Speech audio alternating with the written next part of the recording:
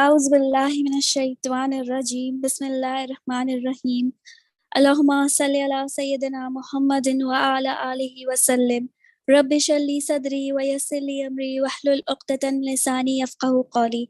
Assalamu alaikum wa rahmatullahi wa barakatuh, my dear brothers and sisters. I hope and pray everyone is doing well. Alhamdulillah. Thank you so much, everyone, for your active participation. We are so grateful for each and every one of you for joining us again. MashaAllah. Oman Sisters Committee welcome all brothers and sisters across the globe to join our event by Allah's blessing and mercy. Alhamdulillah. My name is Uzma and I'm doing Bachelor's in Islamic Psychology at IOU and Chairperson of Oman Sisters Student Committee. Dear brothers and sisters, Alhamdulillah, this is our 7th beneficial event of Spring 2023 and we have other informative events coming soon, inshallah. So keep an eye and stay tuned with us. You will get all the latest updates from our IOU Oman SC community group. Today's session is dedicated to our amazing mothers. A mother role in Islam is monumental. A bond between a mother and a child is no doubt the most cherished and forms the basis of all life. No doubt about it, raising sensible, virtuous children who will help in building a strong Muslim nation is the most important achievement of a mother. In today's webinar, guest speaker will share her struggles and her own experience as motherhood. She will help us to define self-care, changing and managing priorities, how we can focus on immediate responsibilities as mothers. At the same time, strengthen our relationship with Allah subhanahu wa ta'ala. I hope and pray today's webinar will educate women especially on making informed decisions, contribute their skills in their communities, along with successfully fulfilling their different roles and efficiently tackle the challenges of motherhood, inshallah. Our dear guest speaker will take the questions related to the topic at the end of the lecture, inshallah. So, dear brothers and sisters, don't miss this opportunity. Without further ado, let me introduce to our respectable guest speaker, Sister Ayesha Abrar. Sister Ayesha Abrar is a graduate in computer science and student of fiqh and tafsir. She has completed her training as a breastfeeding counselor and Amani childbirth educator. She is the co-founder of egoholistic.com, women to women holistic coaching platform, the muslimanetwork.com youth and women community portal, Ahlan Mother, TM and Homeschool 101 Homeschool Support, and NISA Projects Women to Women Entrepreneur Portal, all of which are centered across Islamic women empowerment, mashallah. She is so passionate about helping women and believe in being productive even during motherhood. Allahumma barak. We feel extremely privileged and honored to have Sister Ayesha with us today. Welcome, Sister Ayesha, to Oman Sisters Committee event.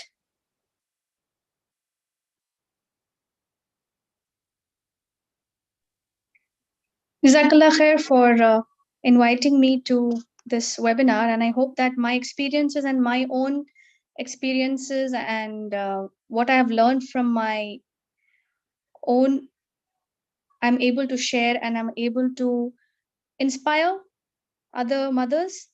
And I just hope, because it would just be that it's not that I have certain solutions to everything, but then I would be just sharing few of my past experiences and how I overcame them.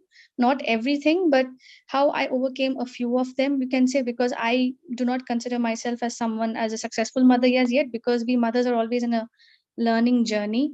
So I hope this webinar would just give an insight into what kind of challenges I myself personally faced, and in what way we could, maybe possibly I personally, how I dealt with it, maybe it would relate to other mothers, and or maybe they could just take in some points how they can modify it according to their own situation and environment, inshallah. So I'll just begin with my I sister from the Oman Sisters community has given a proper and detailed introduction about me. But in short, just I am a certified breastfeeding counselor, and I am a certified. I'm certifying to be an Amani childbirth educator and a doula, and I'm also studying the infant gut health. So where I try to cover up all the aspects from conception till postpartum and beyond, till where the children's immunity is established. So the challenges of motherhood. Let's begin, inshallah.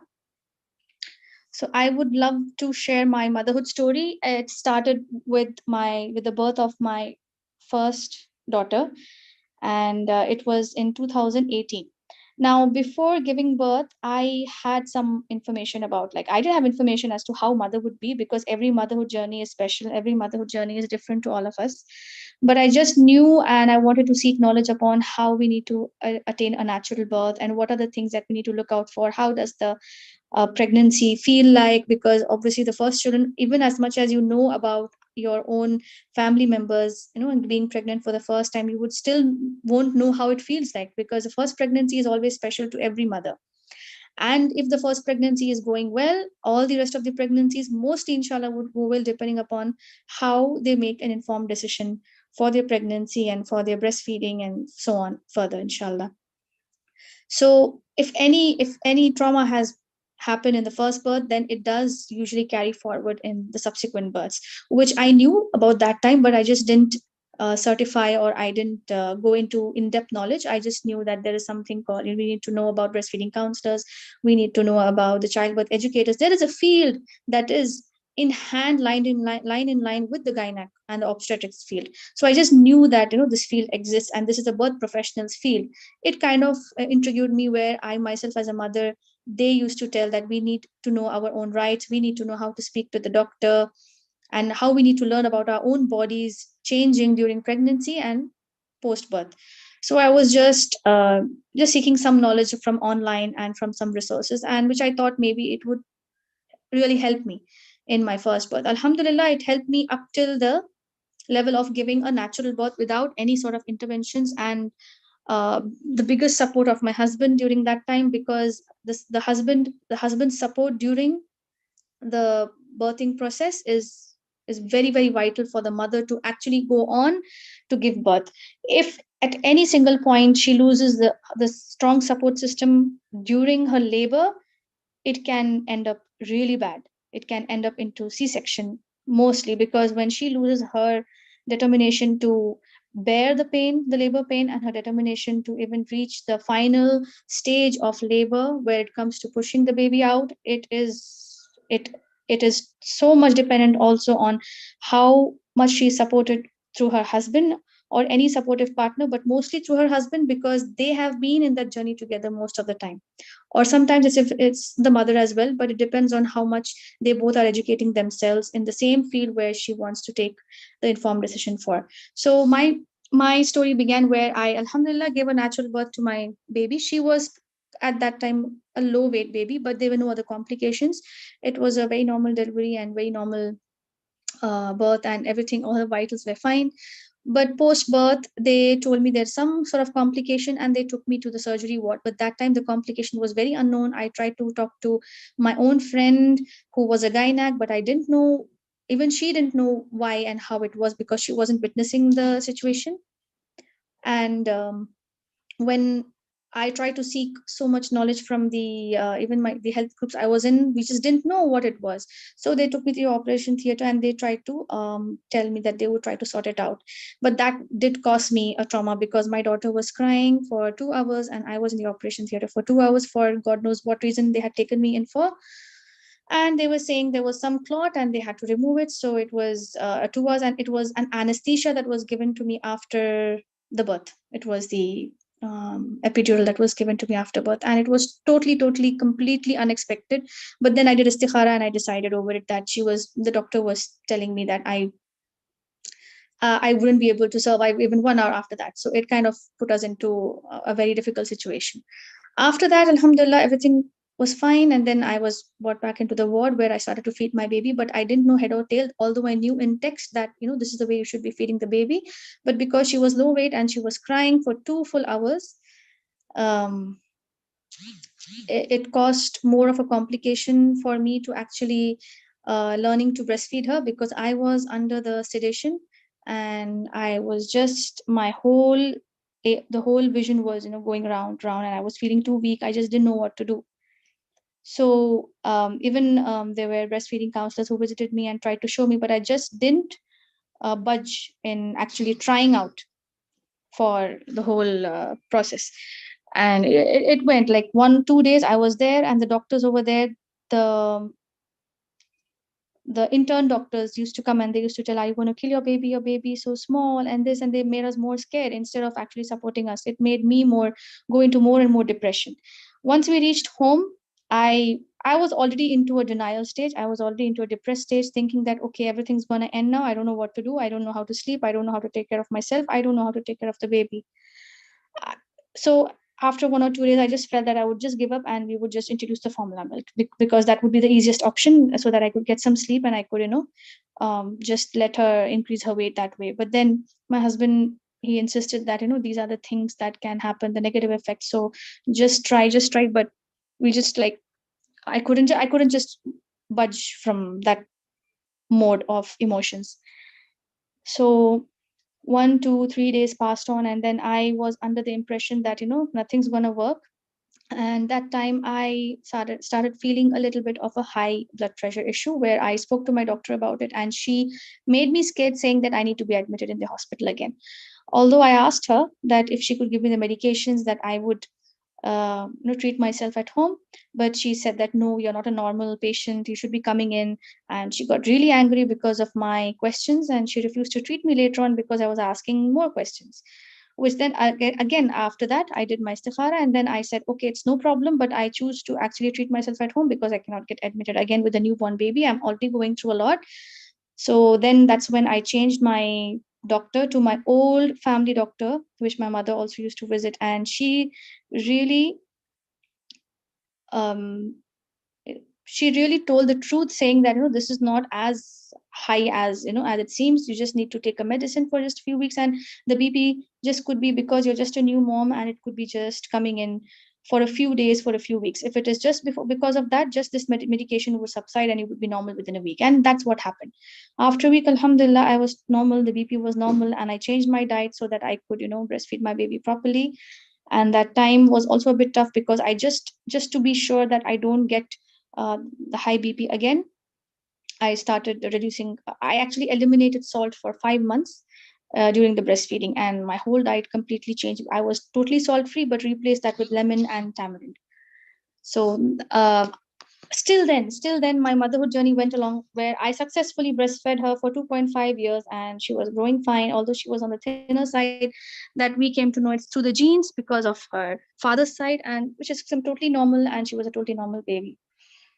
But again, I was still in that motherhood where I just couldn't connect to her on a motherhood level for many years. Now she's 4 years and 10 months old, and I, as I go by this webinar, I would say that I just started connecting to my motherhood journey with her from the past, you can say, few months, or from the past 1 year onwards. Because whenever I used to see her, I used to feel that the trauma, what had happened, and how I had faced difficulty in feeding her, and the days and the nights I used to sit with her just to make her weight gain, because I just didn't want to introduce the formula. And I just sat day and night, day and night, day and night, just expressing the milk uh, to her, so that the extra milk goes and she has a gradual weight gain. Because I was always feeling guilty that because of me she's on a low birth weight, because medically and clinically, it's whoever used to see her, they used to say that she was a very low weight baby. But although I knew there is other side to it, she is also on the gene side of it, and there were no other problems of immunity about her. But somehow the overall experience put me into a negative mode, where for at least 2.5 years, and even after I weaned her off, I just couldn't connect to her on a deeper level, because I was under that denial that no, I just cannot do it. It's too hard. It's too difficult. It's too hard. It's too difficult. When she was 2.5 years old, I conceived my second baby, and at that by that time I was already a certified breastfeeding counselor, and I was also training to be an Amani childbirth educator. So I had all the information equipped. I had decided for a water birth, and the whole plan went on so smoothly, and it was such a beautiful birth for my second daughter, that even if I think back right now, it always puts a smile on my face. And that connection with my second daughter, and her nature and everything is so different from that of my first, but not telling it negatively. It's just because it's related so much to the beginning of how I had given birth and the post birth, the breastfeeding experience. It carries a lot of importance on how you connect to your baby later on. It has made me two different mom versions for both of them for some time, which is now what I have learned after so many years as to how I have got connected to my elder one and what I have given up to actually connect to her is what I wanted to share, and let other mothers feel that they are not alone, and what they are also might be going through. They are not you can say they are responsible, but they are not to blame for everything. But when they start evaluating themselves and they start taking in their own actions in check, inshallah, and once they seek the help of Allah, everything would fall in place and they would start connecting to their child and repairing the relationship that wasn't there before. So now my both daughters are, one elder one is 4 years 10 months, and second one is 1 year 8 months. So now when I have started homeschooling her is when I have really started connecting to my elder one. And as usual, my younger one would be in and around. She would follow whatever we would do. But this connection, the changes, the ups and downs has taught me a lot, and how it has changed me myself as a mother and me myself as my own identity. It has changed me a lot. It has humbled me to so much different extents in different aspects of motherhood. So this is just a, you can say, a little brief of my motherhood story, where I highlighted whatever I had gone through, and what experiences and what I had learned through them. And basically, I have, you can say, I'm still learning. I'm not a super mom or anything. And seriously, even although I do my consultations and all of this, which is considerably reduced just because I'm focusing on homeschooling, it's just not that I am doing so much with two babies. It's just that I have mellowed down so many other things in my life, and I have changed my priorities, and I have um, tried to put on the responsibilities in the first place to see how things go, inshallah. So, the first thing I wanted to discuss after my story was redefining self care. Now, when we see self care, when we read about self care in the websites and in online, what do we go to? Self care is something where we read that, okay, self care is having a coffee and a book in a balcony, and enjoying the weather and enjoying the cup, the steam coming from the cup, and then it's all that images, right? And self care is something that you go to a spa or go to a salon yourself without the kids. Self care is something where you're actually doing something when your kids are not around. It is a good form of self care, but I guess in mostly the Asian communities, where we are surrounded by relatives and neighbors and family members, and all our routines are actually culturally bound as well, it's very different. I would be speaking from the Asian perspective, because I have found myself getting confused between different regional perspectives. Like when I read articles about women who are from UK and other states, it's a different perspective and it's a different challenge altogether for them. So they have their own version of self care. So, and when it comes to the Indian moms, it's totally different version. And when I see those moms, it's just, you can say, a bite of biscuit to a tea is just like, wow, it's a self care for them. They just feel so good about the biscuit going into their tummies, because, and many moms in India, including myself, are foodies. So when we start eating the food of our choice or something really tasty, it feels so good that we love taking care about people around us. That's how I am. I don't know about how others are there, but the starting point of self care is like connecting to Allah. Praying our obligatory prayers is one thing which we are doing daily, but that also becomes a routine when we are into the motherhood mode. It just becomes a routine that we have to just finish off the salah in time so that we don't miss it, and we just hurry through it because one of our baby is cranky, and then we just rush towards it. Yes, it is the truth, and it is what sometimes we are really unhelpful. I mean, we are really helpless. I myself am in that zone yet, because even as much as I try to have the khushu in salah, it still does not come when my children are, screaming out loud, and I just lose it. I lose the concentration and focus, and it just goes by. the salah just goes by like mechanics. But slowly, when I started homeschooling my daughter and especially focusing on Aqidah and Tawheed and teaching her on about Allah, teaching her about the names of Allah, teaching her has made me understand Allah more. So it's not that I try to have a separate book for myself that I need to read to learn about Allah, but when I'm teaching my elder daughter, is when I myself am trying to connect to Allah. So that the story we had attended once homeschooling a group last week, and the story was about Yunus alayhi salam. So when I myself wanted to read the story of Yunus alayhi salam through tafsir, I wasn't able to connect in that terms because it was going beyond my head, and I just didn't have the time of focus or concentration or the energy to actually register into my mind. But then when I attended the session and the way they described it for kids, I could register it myself and I could feel the story of Yunus alayhi salam. This is the way I was trying to connect myself to Allah through those sessions so that I can help my daughter connect to Allah through her own version and through her own age, so that I don't have anything separate and it would confuse me off. Because when I would do something, it's for me that I'm saying. Again, there would be many moms who might not be doing the same thing. They would be able to have, a separate setting for themselves to connect to Allah. But for me, it's the setting where my children are and where and how they are, others are helping to connect them in our homeschooling setup.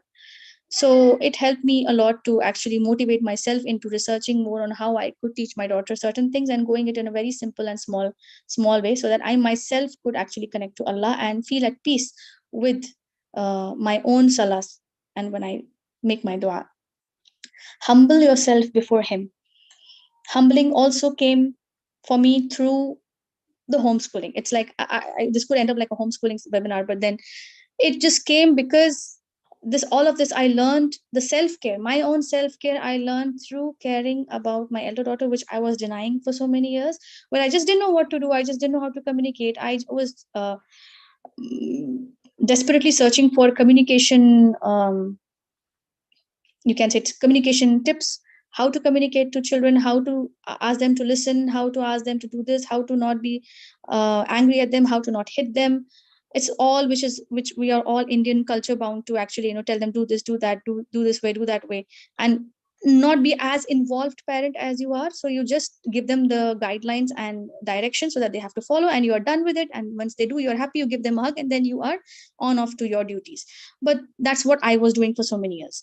But when I started homeschooling, literally when I started giving that time to homeschooling, where I was attending the homeschooling groups and meeting other women around and seeing how things went, is when I started learning as to how I need to progress with her into teaching things, and how those things teaching to her taught me in return. And again, it was a cycle where I started learning again to teach her another thing, and then again it taught me to how I should be in return. So that taught me to humble myself before my Lord, where when I started learning about the names of Allah, when I started learning about the stories, what they read for children, Yunus alayhi salam, whatever we taught them and how we used to make them interact in people, it just made me more interested to learn through her, and also help me humble myself towards my Lord, where I just felt that this is what my role is and this is what my responsibility is. So I feel at peace with my own responsibility, not thinking about like, oh, I need a coffee and without a coffee I cannot just do it. It's just that I would allow the coffee to cool down, just like, I think one of the scholars mothers had this story that she would teach her son knowledge, and then the tea would always go down cool. So I guess that spiritual self-care, when it comes, you are not in need of the physical version. You are in need, but it's not as frequent as required as we read online in different websites and online uh, webinars or lectures, wherever we see that. Next, do you despair, sabr, and shukr? So once we start connecting to Allah and humble ourselves uh, before, sorry, once we start connecting to Allah and we humble ourselves before our Lord, and when we go into despair, what we need to do is that sabr and shukr is the code word for coming out of depression. It's not easy. The sabr is also not easy. That's the first part. We can do sabr, but in midst we can have an outburst of emotions. So sabr is by just having that patience and thinking that inshallah it will pass, and whatever Allah has given me, It's for a reason, and whatever He has given me, it's going to nurture me in a special way. And there is some reason for everything that is happening. There is some reason for why even I was doing a mistake, and then learning from it, and just feeling at ease that Allah is going to forgive. And we are trying to evaluate ourselves, and learning more and more through our experiences, and not blaming ourselves and sitting upon it in the past. So sabr and shukr. So we it just goes again as a cycle: sabr and shukr, then again sabr, then again shukr. So it's very hard. I'm still struggling in this. So it's really hard, but it's very fruitful to experience it once you are into it. Fulfilling rights. So fulfilling rights is my a future slide where I would be speaking upon what all kinds of rights do we need to fulfill first.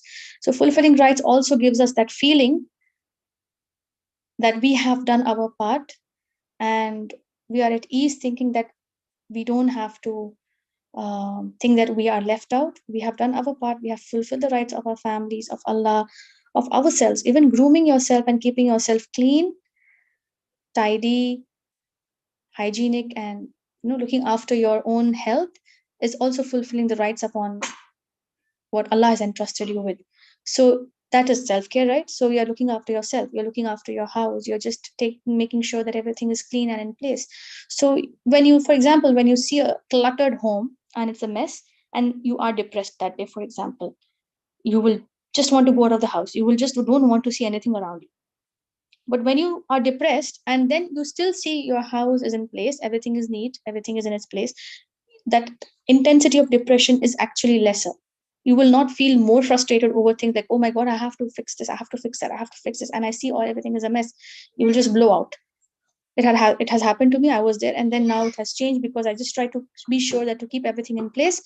Even when I'm depressed, I would make sure that I am putting the toys in place, or I'm telling them to do something, or I'm trying to keep myself involved in something rather than just sitting and getting depressed and having all sorts of thoughts.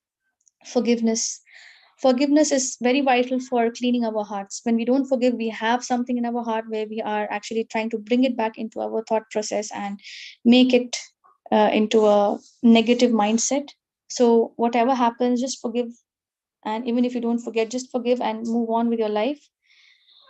Where we, especially to our own close relations, we need to forgive whatever happens, and we move on by letting it go, and not, you can say, not pricking on those things again and again. So once you have forgiven, you're not just bringing it back in your present or in your future. Learning to let go if something is not changing, or if someone is not changing. So just let it go and make dua to Allah that that person changes, or that person is helped by Allah towards the right path. And always, always keep making dua to Allah that Allah helps you towards the straight path, so that even if that person doesn't change, or if any of your environment or setting doesn't change, you are changing and your approach is changing towards that setting or that situation. So you will again see that this is learning to let go. You will have a change and a shift in your mindset and your behavior, and you will see that things are improved because you have changed your approach towards it. Priorities versus responsibilities. Now, I have learned, this is the biggest lesson I have learned in the last few weeks of my motherhood, just weeks. So I learned about what priorities are, and I learned about what responsibilities are. So, what are priorities? Priorities are something that you can change, but responsibilities you cannot change, they remain the same. Your responsibilities are what? Your Lord, your husband, your older kids, your younger kids, your newborn, every aspect here, what I'm reading is on a different level, and they can be in parallel. They are in parallel mode. So at the same time, when you're looking after your husband, you have an older kid to take care of, maybe the homeschooling, then you have younger kids feeding, you have a newborn, your parents, your in-laws and relatives, your neighbors, house chores, and yourself. Now I put yourself in the last because in usually in Asian culture, we are actually considered last, but this doesn't mean that we are last and we don't have anything to think about us. Because anyway, when you care about yourself first, so that when you are looking neat and tidy and you are in the best of looks, and health, you can take care of these responsibilities very well. So it's like save the best for the last. So that's what I think I did. But the first comes is our Lord. So when you start considering your responsibilities towards Allah and your husband in the basic aspects, so you will be able to fulfill your responsibilities even towards yourself and house chores, older younger kids, because even when out of all these about one thing you are frustrated or not doing anything properly, you will end up losing out on the other responsibilities. It will affect one responsibility, will die down the other responsibility, and it's like a chain that I have seen with myself. So it's just that we just need to learn to adjust, even if we don't want to adjust, just by seeking Allah's help in situations where we are not able to adjust, or where we are not mm, thinking that we are in control. We are not in control, so we just let go of things and make dua to Allah so that things are, Allah makes things easy upon us. And priorities are like your hobby, your career, your passion, your motivation. Just like how I am certifying to be a childbirth educator, a doula, and my hobby is reading, and my career is what I want to be when I become a birth professional. So somewhere down the line, it was on the top of my list when I was not even connecting to my daughter. Then, over the period of time, when I started interacting with a lot of people, my in laws in India, when I went for a vacation, and how things were different, it's all a different setting. So, I literally that time just didn't want to do anything, whatever I had in mind for career. I was just wanting to relax and just see kids play, and just eat good food and interact with my relatives and in-laws, and that's it. So it kind of made me a shift where experiencing that made me think that okay, these are also very important, and these are the things that we need to actually nurture and cherish, so that that experience is also in our mind, so that it helps us change, and also helps us makes also helps us make informed decisions, because any experience we are going through, it helps us make an informed decision, and we are more confident in actually thinking what we need to do next. So these things, the priorities can be upside down. You can schedule maybe just one session, just as in I'm just saying, for those who are you are doing any online work, you can maybe just schedule one session in a week or one session in a day at the end when your children are sleeping. And when you see that your children are satisfied throughout the day, when they are eating well and when their immunity is good, they wouldn't trouble so much. When you start giving importance to maybe replying to messages on your mobile and maybe getting calls, they would either end up into what a food strike. They would end up into a food strike.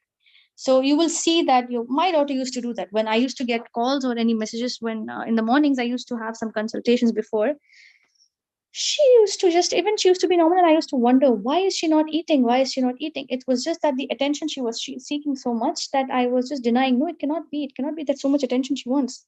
It can't be. Then finally, when it changed, once we went to India, because I myself didn't want to do anything, and then I continued that same pattern here in UAE. Once we returned back, and I knew that okay, this is the time that we need to have breakfast, lunch, and dinner, and everything on time. But then my all mobile wasn't near me. I wasn't attending the calls, and my half calls are going on silent, and all of these things. The messages were replied like at night time, or maybe sometimes a day later. Is when I noticed that my children were much calmer and were eating well and were sleeping well and on time. Now that is what a mother needs. The mother needs, when the mother with younger kids needs, it's very important, and that will result in your self care, because you will get the time after they sleep well, inshallah. So once you are making sure that they are getting up on time or eating on time and everything is done on time, like a routine, the basic routine, not the routine where they just need to do other stuff, but the routine of eating, sleeping, and just going through about the day. Maybe if it's a Quran time or a study time, they have a time. So you make a timetable and then just go through it. It really made a difference for me. I was just not into any routines for a long period of time, but I just was going with the flow. And when I started with the routine, and it just changed so much, even though my daughter might not stick to a routine for a few days, it just helped me understand that okay, after this comes this, after this comes this, and I was feeling less overwhelmed about the things to actually do with her. It was like, okay, fine, today she didn't do this, today she didn't do this. Maybe she would do something after on the list number 10. So it would just go by, and I would feel relaxed upon it, and I was There are some few compromises that we had to do also for her to actually feel, we had to send her to even play with the neighbors, but then just keeping a check that they are playing good games and all of these, that compromises there, because some children, like when they don't have an exposure, they would just not interact with people just for the learning period of time where she just feels confident and relaxed. So that kind of a development phase where I have just let her do few things which are in line with the Islamic principles. And what else I have started was with the neighbors, giving them interacting with them, interacting with her own friends, is what I have started with, giving them an alternative where they are, instead of when they are singing songs, I would just tell them, okay, let's do a Quran competition after a week, learn the Quran and come and tell me, and you get a gift. So there has been changes with the children of her age, for her age and elder ones in our building. So that's what I tried, and connecting to them as well. It's establishing relationships that I think would work in actually setting up your goals. So this is what is the responsibilities and priorities that uh, I myself have put up in my slide. Parenting. Parenting is a big word. I am not a parenting coach. I am not a parenting counselor. I am not a good parent. I will never say that I'm a good parent, because I'm still doing a lot of mistakes. I'm still doing so much that I need to seek astaghfirullah from. So, but what I have learned is what I wanted to share with all of you, so that what I have learned in these few weeks was mind blowing for myself, and how it changed the situation for my own to keep myself at peace is what mattered to me, and I wanted to have a share with all of you. So, being involved is very much essential for your children to feel that you are giving them attention. Being involved in the sense, same way, just like you are making sure that they are getting up on time, or whenever they're getting up, you're making sure that they are cleaning up and they are eating, especially eating on time, and you have a set routine after the breakfast session. You talk to them after that, and you let them know that this is what you need to do after breakfast, and you have a set routine. And then again, you know that there is a time that you are going to play with them, and you're going to do some activity with them, or you tell them that this is the time you need to do a free play. So you have set up a varied type of activities. One time, one activity would be sitting, where you are doing a sitting work with them. One activity would be a free play, where you are also getting your some time, and then they are into some free play, like they're playing in the water or kitchen with the safe the safe kitchen set or whatever. So but just then that they know that you are involved, and they know that you are giving them that routine, and they are also free to choose what they want, has helped. And you talk it out to them, saying that okay, this is what we need to do now, this is what we can do next, and later you can get this. If they are insisting upon something, you can keep talking to them about it. Then communication matters. Communication is how we are actually communicating to them, in which form, whether it's a respectful form, whether it's dominating authoritative form. It always doesn't come as a for me as an Indian parent, it doesn't come always like, oh, can you please move this, can we just speak this way. Most of the time I try to adapt that behavior, but obviously at times when I'm really down, or when I'm having my energy low times, it does come out. But then again, we make sure that we shift on to the normal mode and try to give them a hug, or try let them forget about things, or just shift them with an activity and play with them, so that they are feeling at ease. So that's why a timetable works a lot, where we are having those times scheduled, and you're not feeling overwhelmed that okay, I have this work and then I have to sit and talk to her at this time. It just does not happen. So we have that free time with the time that is like a timetable, where they also know that this is coming, and we are also relaxed that this is going to happen. If this doesn't happen, we're going to do something different. Observation is very vital for actually knowing what is your learning, what is the communication, and what is the behavior style of your different child. You can't interact with all your children the same way. uh, a child who is strong willed can be more challenging than a child who is passive. So, with strong willed children, you need to actually have a lot of skills to communicate to them, and even to let them do things which you want them to do. And mainly, the biggest thing is that you set your own example. So, when you start communicating to them respectfully, they will also do that with you. And when you start doing your works and your household chores, and when they see you, they would do. So, that is one thing.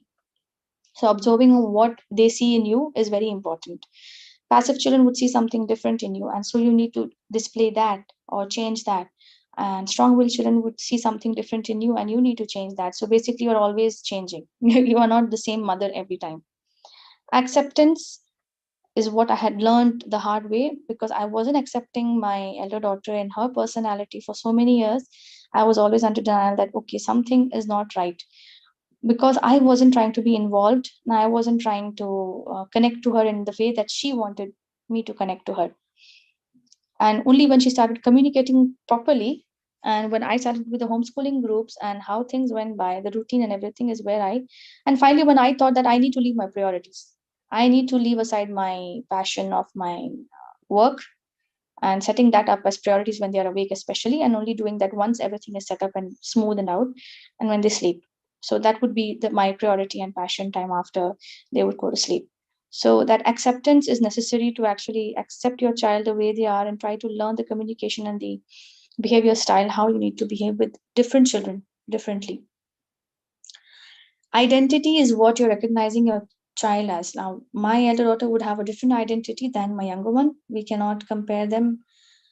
We need to understand that they will have their own approach to things and their own mindset to things. So we need to actually dig into that, their minds, and try to know what things are. This is where I'm still actually trying to identify and find out what kind of identities they would become when they grow up. It's when they start interacting with other kids, and they start communicating with other kids and other people and us, is when we know what their choices are and how things we can nurture them towards the right choice. Giving time and space is again giving them that routine setup, and when they want to do something of their own, you're just giving them. When they want to do a free play, it's giving them. You can't just stop them saying that no, you cannot have this. Instead, we either give an alternative or give them a choice that they would want to do something better, or we give them in a limited form where we have set the limit. For example, screen time, we could limit them to maybe just for 4 to 5 years, maybe just like half an hour or 1 hour, is what I do, because she's been into a groups where she is being into friends where they watch TV, so she has always wanted to do the same thing. So when I wasn't giving her at home, she was watching in the others houses. When I started giving her whatever she is seeing outside and in limited form and in the halal form, because there she's watching other cartoons which are with music and they have all sorts of nonsense. Instead, when I started giving her the alternatives to a halal cartoon like Zaki and no music, so she has started to learn that, okay, I'm getting what my mom is giving what I am asking for anyway in limited, so I don't have to look around outside further. So I hope that approach is good, and I hope it also slowly I still have that intention that I would make a zero screen time once she grows up, because now she's not in that phase to understand or follow, because her friend circle is not that and she wants to see with her whatever they have, but in a limited form, in a halal form, is what I have tried to modify it for. So giving time and space for them that they need, the way they need to learn things, is important. Overcommitment and burnout is where also I did that in my past. I overcommitted on my passion and on my career, and then actually was getting burnt out, and I wasn't having time or energy to actually even observe or communicate or being involved or accept or identify their own character. So all that was a minus for me when I was overcommitting to different other responsibilities and burning myself out. Overwhelming experiences is where something, if I'm just not able to do in my energy, I maybe, for example, if I need to clean up the house, wipe the house at that time, and my energy is not there, I would just try to force myself do that, and then I would end up getting frustrated during that time, unless it is over, which I would just leave around right now, or I would just maybe get a maid and then do it at that time, or maybe wait for another day or two till things subside. So we just need to relax when the house is dirty for 1 or 2 days, or for a few hours, not just that leave it dirty for a whole week, but just we try to get us back into place before we try to focus on things and put the energy in other, because we wouldn't want to frustrate ourselves or kids when we are in that mode. Confidence reflects when they see confidence in us, when we speak or even when we advise them, they do tend to follow. When they see in our body language that we are not confident in what we are speaking or we are stumbling, they will try to dodge us, because kids are very smart. They do it whenever they see us in a low energy mode. If you see, if you're in low energy mode, you will find your kids troubling you more, because you're not just in the mood to reply or react to them in the most alert manner, right? So they would you will see them acting out more and more. So sometimes it happens, it's unavoidable, but as much as confident you are in communicating to them your points, they would understand, inshallah. Loneliness and depression is very, very common and widespread among mothers, although being in a joint family or being around people, even if you are among so many people around you in the house, you still feel lonely or depression just because of the fact that, okay, you're taking care of the other two small beings, and who's going to take care of your emotions? Who's going to take care of you? Your husband is working outside, and then you just don't know whom to share. You don't have someone to talk to. We need to build a sisterhood circle where we can talk to each other, and maybe we can have friends come over to just to help us or just be with our kids, and we also do it in turn. We just have that setup, but that setup is quite hard to find in the Asian culture as well, because we are busy with our own responsibilities. But I just hope that we are trying to change the sisterhood in a way that, we all form a community, like just like IOU community. We have a community where we have, a motherhood community in our own area itself, where mothers are coming over and checking upon each mother, helping each mother to cook maybe and clean, whatever. It just doesn't matter. You can help other mother go home, and you don't even need a maid that time. You just have a kind of setup where you have groups of mothers taking care for each other and each other's children, and just being together because you're friends. You don't have to feel ashamed in cleaning about the house or helping them in the kitchen. I would not feel that, and I would really want to actually be involved in, someone who can, where we can do work together, inshallah. So the loneliness and depression is way, it's in a webinar of itself, where there are so many aspects, and the biggest aspect is again connecting to your Lord and making dua, lots of dua, and crying out your tears to Allah than crying out to people who may or may not understand. The loneliness and depression is what I'm still going through, and I think every mom goes through, and it's a very desperate situation for us, because we just don't want to take care of anyone, just that waiting someone for us to take care of. Some mothers are, they are fortunate, they are lucky, like, not lucky, I wouldn't say lucky. It would be that they have their own moms to take care of, and they have their own family members who might, maybe just a few months also, they would have that relaxation time. Okay, my mom would take care of my kids here, and then I would just relax. But the parents, especially reverts, the mothers who are reverts, and the mothers who have lost their parents, it's a very tough time for them. It's a very tough time. So these kind of categories should be actually helped for, and they need to be feeling at home when they don't have someone, when they have given birth to a newborn and no one is there around them to actually take care of their routines that time. So there should be a, can say, a community that helps the women who are in this situation, inshallah. So at the last, we are born alone, we die alone. So it's all our own struggle. It's not the struggle of our husbands, it's not the struggle of our kids. This is our own struggle as mothers, and that is why Allah has kept paradise under the feet of mothers, and how the mother's status is raised, and why we all feel so emotional when we see a birth now, when we see our child coming back from school, when we see our child after a long back, there is some emotional feeling that we cannot describe. But that is our struggle alone.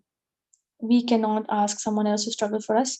But I hope that even our partners, our husbands, we work together in facing these struggles together for the sake of Allah, and growing as a couple together towards connecting to Allah more, so that our parenting and our motherhood struggles are more easier, inshallah.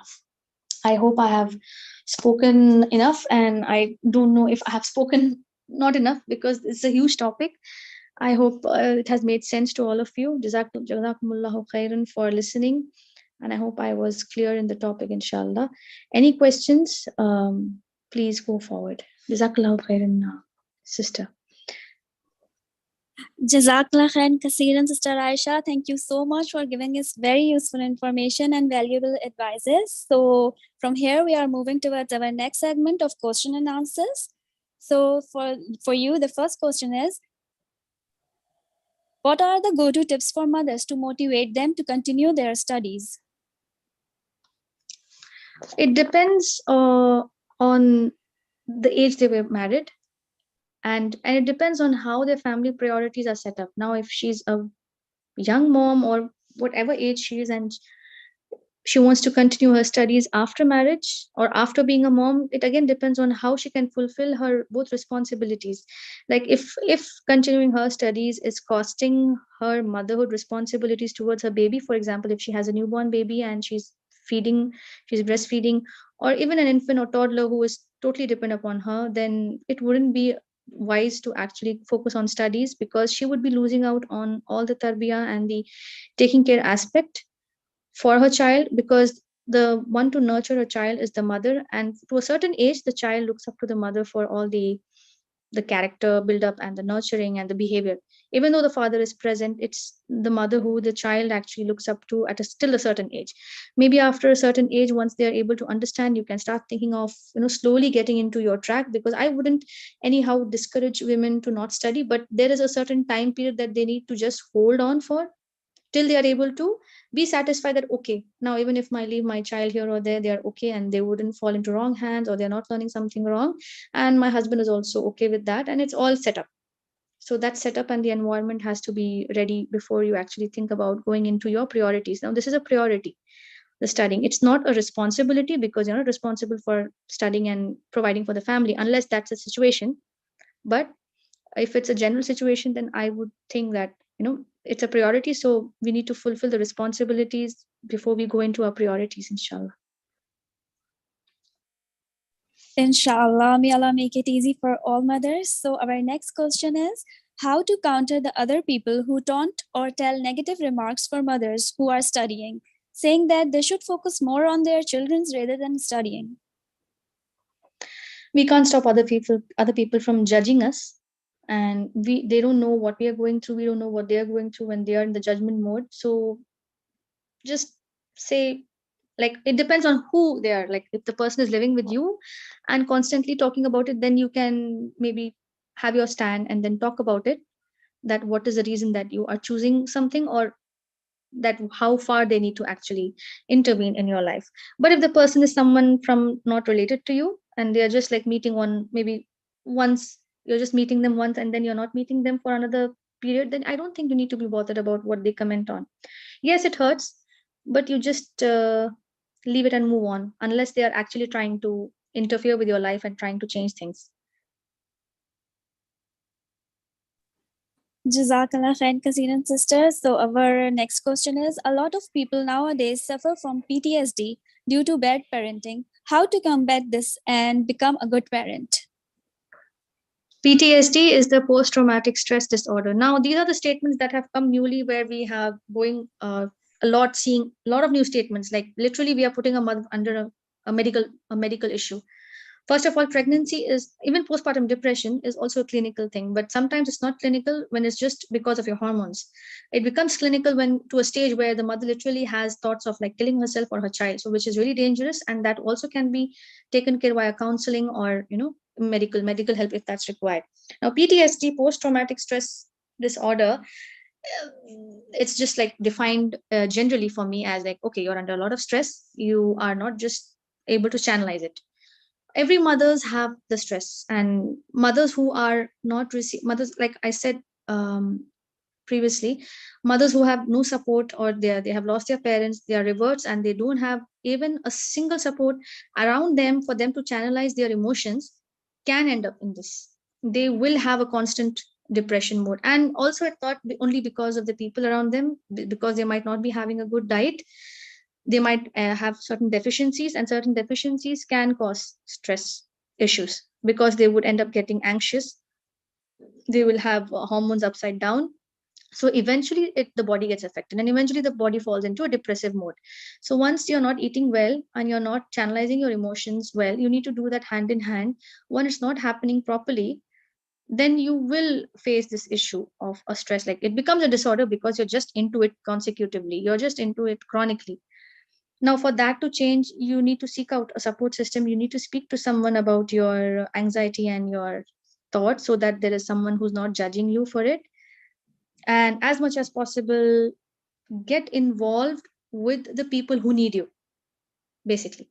So, what I mean is, by now you are facing going through stress and you're alone and you don't have anyone to speak to. I mean, your husband is also out, and maybe you might not be able to speak to your husband about your thoughts or your things. And sometimes men don't understand things also, right?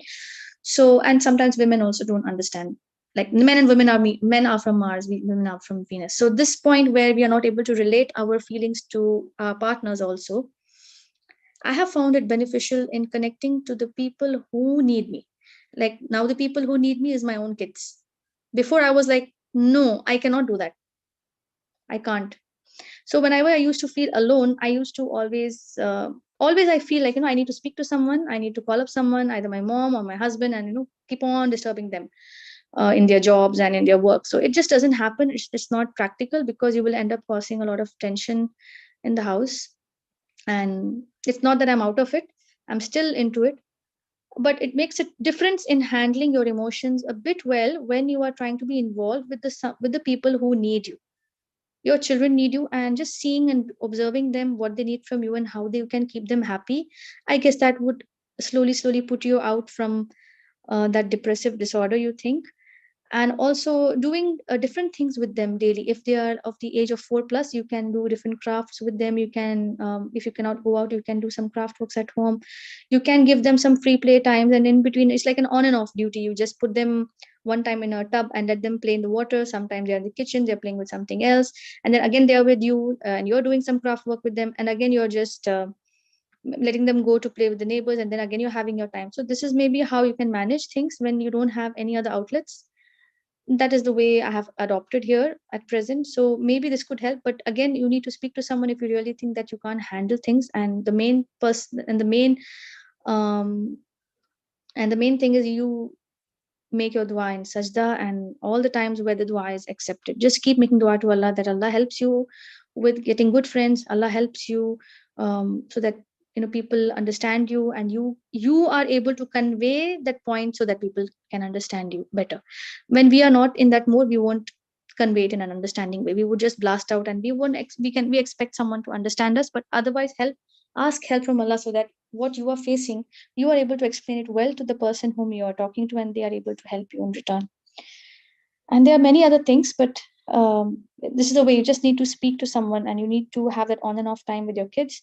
You need to have the time with yourself sometime, like 5 minutes, 10 minutes, then again going back to ibadah, then again shifting. It's like a variation throughout the day in the routine would help.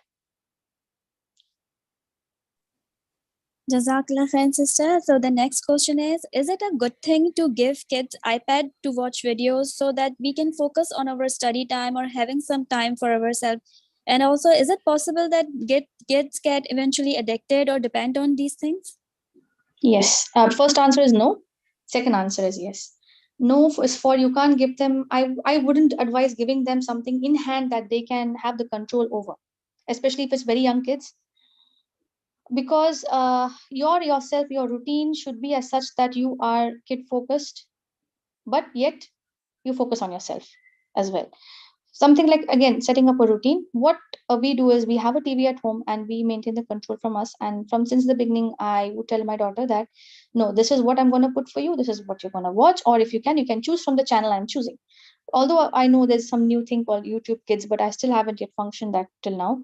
So these are the things where you can tell the kids that, look, I'm going to do this for you. You want it, right? So I'm going to do this for you. You have 15 minutes with you. In 15 minutes, you can watch, or you can select from the channel I choose. So you have that head control, but you ask them to choose from whatever channels you wish to. But I wouldn't suggest giving an iPad to them. It would make them dependent. It would make them having control over it. But that is something I wouldn't advise. Having any screen time control is not good at a very young age, and even ages 4 and beyond, and it would make them addicted. So also give them exposure to different things so that they learn about their own skills and their own interests, so that they start adapting their likes towards those interests more than TV. In that way, it would make them less passive, because anyhow the TV screen time would end up making someone addictive and passive in nature. So when you just have only screen time in a day and doing nothing else, that would spoil the child's development. So instead, have all variations in the day, so that the child is also exploring their own interests. Like same, you give them sometimes a water play, kitchen play, just let them make a mess. Keep a place in the house where they can make a mess. So it's allowed that they are making a mess and they clean it up, or you clean it up, however it is agreed upon. and a place where you're doing the craft work later on, and you're again involved with them in some time, again you're not involved with them in some time. So they know that there are certain times that mama is involved, certain times mama is not involved. So that time when you are giving them the free play time where they're doing their own thing, you can take time for your studies or whatever. But again the priorities will keep changing. You cannot keep your priorities at the strict time as whatever, especially having young kids. They will act out, they will fall sick, they will have something or the other, something or the other will come up. So you cannot study at one single time of the day. It would just be the same. A standard time would be after they sleep. If you're having the energy, you can give that standard time daily after they sleep, and making sure that they sleep early and they get up early would give you maybe like 2 to 3 hours before you sleep, and you can do your studies. I hope that helps. Jazakallah khair, sister. Kids will surely love that special place for them. So, our next question is what to do with the kids that don't communicate with their parents? They surely must be dealing with something, but at the same time, they are not open to telling it. That I faced with my first daughter. For 3.5 years, she wasn't communicating her needs. She doesn't even communicate when she's hungry. So I used to feel a lot frustrated when I used to see what exactly is she going through and why is she doing it. So as I started observing her, what time of the day she used to do and how she used to do, what action she used to do, how she used to behave, particularly at the time, and how many hours after she gets up she used to do this. So that would signal me saying that okay, now she's hungry, or now she's sleepy, or now she's both. So even then, up to 3.5 years, I was successful in understanding her needs at that time, especially sleep and hunger. But now that she's 4.5, I keep telling her, like, look, you have to tell me when you're hungry. You tell me. You don't act out this way. You don't start banging things. You just come and tell me. Because even when you start banging, I cannot give you the food at time. I will be able to understand and give you something properly without even scolding you when you come and tell me. So slowly, she has started to actually communicate. But even now, she still does it when she is in a very hungry state, because after she has played with kids, it would she when in a very hunger state. So that would be the time where I would understand, okay, there's a long gap now. So I'll just tell her, come and have. So even though when they don't communicate, one thing which would help is setting the eating time routines for them is better, even though whether they're hungry or not. And mostly, if you have an overactive child, not a hyperactive, but an overactive child, you will need to keep the food prepared every 1 hour. Not to cook and food, like maybe 1 hour after breakfast, you're having after 1.5 hour, you're keeping the nuts ready, then you're keeping the fruits ready, then you're keeping again the lunchtime is coming. So they would love to have tidbits in between. So it's the food that actually sometimes I have seen my daughter not communicate properly unless she is full. So it could be because of some reasons that they are not communicating because they are hungry or they are sleepy or they are tired. These could be the reasons. And that would eventually, when they grow up, they would learn to share what. You just have to keep reiterating to them, like, look, you need to tell me, you need to tell me, you cannot just jump and throw things. I cannot understand, you need to tell me, you need to tell me, you need to tell me. So I have to keep repeating it. Jazakallah khair Kasiran, Sister Aisha. So, the other question Yeah. is what is the advice for mothers who always blame themselves for everything? No, that's the that's the daily routine for all the mothers. It's like we end up blaming ourselves the whole end of the day till our children sleep. And once the children sleep, we are like, okay, the day's end, and then we'll also sleep, and then next day starts. uh, it's okay to blame yourself, but it's not okay to put down yourself in the blaming mode, saying that you're not fit for it. Because one thing is that once you blame yourself, that shows that you are actually trying to improve yourself and being a good mother. If you keep telling that, no, I am right, I am doing right with my child, I am okay, that will not help you improvise on their changes. So once you keep, like, even if you think that, oh my god, I did this, this was bad, that was bad, so I need to see how I can change it in the future. I need to seek some skills how I can change. Maybe get some reminders, stick it up on the wall, talk to some parenting coach, or how get some points, attend some webinars. So just improvising on your skills, especially keeping reminders on your own room would help. Seeing that, if okay, if you are angry, how you need to communicate with your child. If your child is throwing things, how you need to communicate to them, so that you're not feeling guilty upon actually setting reminders. So any kind of reminder that you can in any form would help you also, evaluate yourself and improve. But blaming and just putting yourself down the whole day, getting depressed is not good. But it's okay to blame, since it shows that you are still a good mother and that you know that you have to improvise yourself. So it's not a totally negative thing. Jazakallah khair, sister. Our last question of the day is, with lots of classes or courses online, how to limit the screen time for children, especially living in the Western countries where the physical halakas or Islamic classes are very rare? What do you suggest? You mean that her daughter is enrolled in these Islamic classes for half the day, or as in like that?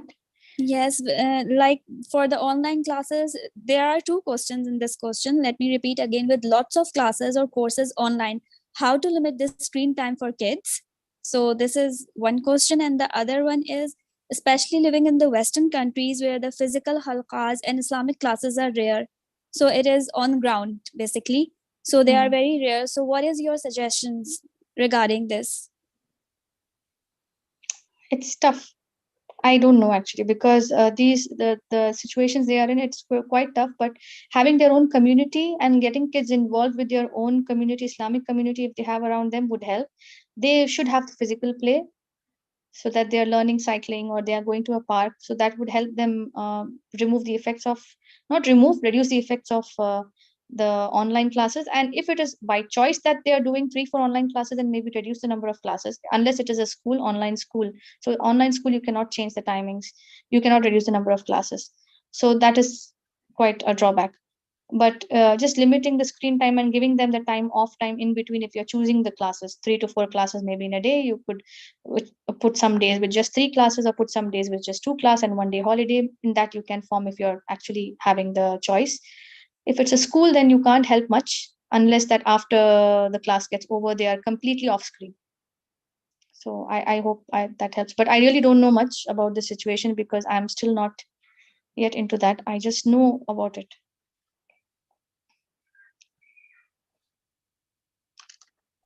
Jazakallah khair, Sister Aisha. Thank you so much for giving us very, very useful information, important tips, advices, and your valuable time. Jazakallah khair, Barakallahu Kaseeran. fiki. Barakallahu fiki. I'm really honored to be a part of IOU community and share my thoughts. And I hope Allah helps me and helps all mothers and all parents to successfully nurture and good tarbiyah of their children for the sake of Allah, and make the coolness of their eyes, inshallah. Ameen, Ameen, Ya Rab, Ameen, Ya Rab. Dear brothers and sisters, this is the most important reminder from Sister Aisha for all of us that we are born alone, we will die alone, and we will be successful only by Allah's blessing and mercy. I pray to Allah subhanahu wa ta'ala that He give us success in this life and hereafter. Ameen. From here, I hand over my mic to my co-host and Vice Chairperson, Sister Shifa. I would like to thank her for providing us important information regarding IOU. Assalamu alaikum wa rahmatullahi wa barakatuhu. I hope that you all are doing good, alhamdulillah. And it was a beautiful and informative session to know more about how to deal and tackle with the challenges of motherhood. Subhanallah. And Sister Aisha has done an amazing job by giving us so much information. Jazakallah khair. So inshallah, let's learn a little bit more about what IOU is. So IOU was launched in 2007 as the Islamic Online University with 22 free diploma courses and had over 1,500 registered students, alhamdulillah.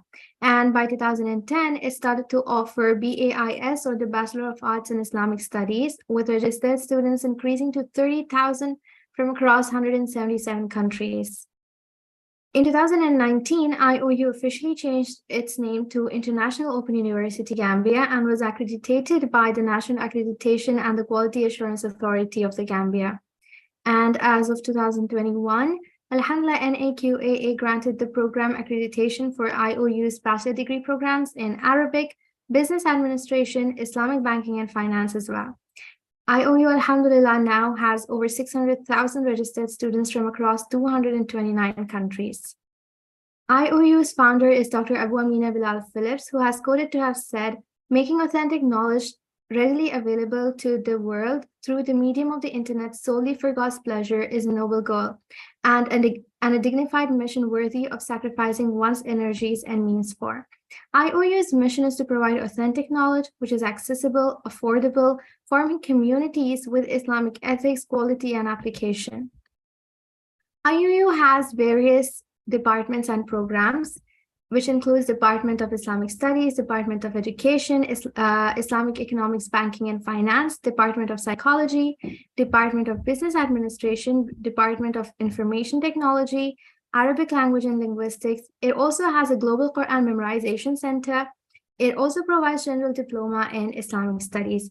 Let's dive deeper into knowing different departments. Under the Department of Islamic Studies, it provides Bachelor of Arts in Islamic Studies, as well as higher diploma in Islamic Studies for those of you who have completed a bachelor's degree in different fields, but would like to pursue Islamic Studies.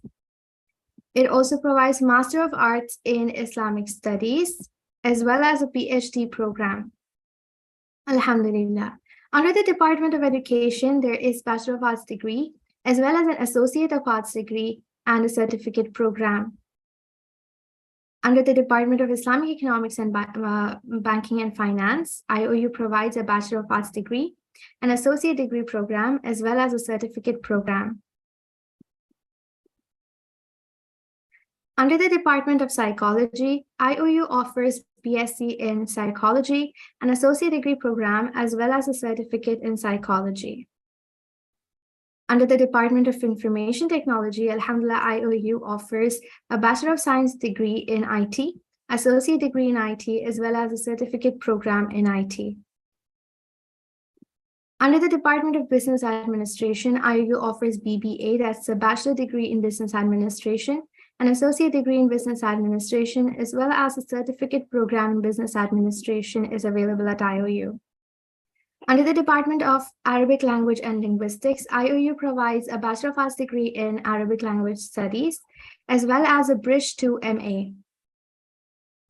IOU also has a non-degree program for those of you who love to learn the language of the Quran, Arabic.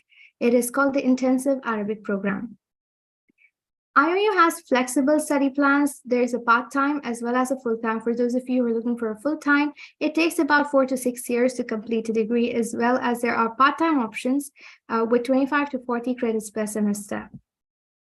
Alhamdulillah, IOU is accredited by the Ministry of Higher Education in the Gambia, as well as the National Accreditation and Quality Assurance Authority in the Gambia. IOU also offers a Global Quran Memorization Center for those of you who are looking forward to memorize the Quran, whether in group classes or one-on-one, as well as there are Ijaza programs that are offered with also you can learn Tajweed and complete your Quran through Khatma. IOU also offers 40 short courses at just a small subscription fee of $1 per month. And upon completion of 24 of these courses, you will be awarded with a general diploma in Islamic Studies. If you have any questions, or if you'd like to, if you like any assistance regarding the different programs at IOU, you can send us an email at helpdesk@iou.edu.gm. For any questions or any queries regarding the admissions, you can send an email to info@iou.edu.gm. And if you'd like to share any feedbacks, and if you'd like to share any suggestions, and if you have any queries or questions, you can send an email to Oman Student Committee at oman.sr.sc@iou.edu.gm. You can see the email addresses which are on the screen, inshallah, and you can send us an email. I would also like to invite all of you, inshallah, to our upcoming events, which is on the 14th, with the title Learn the Art of Success in Both Worlds by Brother Muhammad Ali, as well as another beneficial event on the 15th of March with the topic A Life of Balance by Sheikh Hatim Abdul Salam. Inshallah, hoping and looking forward for your fruitful participation, inshallah. And with this, alhamdulillah, we've come towards the end of our session. I would like to take this opportunity to thank, appreciate, and acknowledge each and every one of you who is involved in the session. First and foremost, alhamdulillah, All praise and thanks is due to Allah alone, and this session is only possible by His mercy and help. I'd like to show immense gratitude and appreciation to our lovely guest speaker, Sister Ayesha Abrar, for an amazing, beautiful, and informative session. Motherhood was beautifully explained. Jazakallah khair for your precious time and efforts. I hope that this webinar is helpful to all mothers around the world to tackle the challenges of motherhood. May Allah accept from you and make your children the coolness of your eyes. I'm greatly thankful to IOU for this amazing platform where we can learn and share the vast knowledge of Islam in various topics. I would also like to thank our student committee officers, Sister Maria and Sister Noor, for their help and support throughout our programs. I also would like to take this opportunity to thank my fellow Oman Sister Student Committee members, Sister Uzma, Sister Shahila, and Sister Akifa for their selfless efforts and immense hard work in planning and organizing all our sessions. Jazakumullahu khairan. Last but never the least, I'm grateful to each and every one of you to have joined with us, without whom this event wouldn't even have been possible. So Jazakumullahu khairan for your fruitful participation. I hope that you were able to take abundant lessons and learn something from today's session. I pray to Allah to accept all your efforts in gaining knowledge to learn more. May Allah accept from us and give us the tawfiq to apply it and become better Muslims. Jazakumullahu khairan. And inshallah, we'll end here with a beautiful dua, especially with regards to when it comes to when we've been asking dua to Allah subhanahu wa ta'ala to make our children the coolness of the eyes. It's a beautiful dua which includes رَبَّنَا هَبْ لَنَا من أزواجنا وذرياتنا قرة أعين وجعلنا للمتقين إماما. And with this, we'll end here with the dua. سبحانك اللهم وبحمدك أشهد أن لا إله إلا أنت أستغفرك وأتوب إليك. السلام عليكم ورحمة الله وبركاته.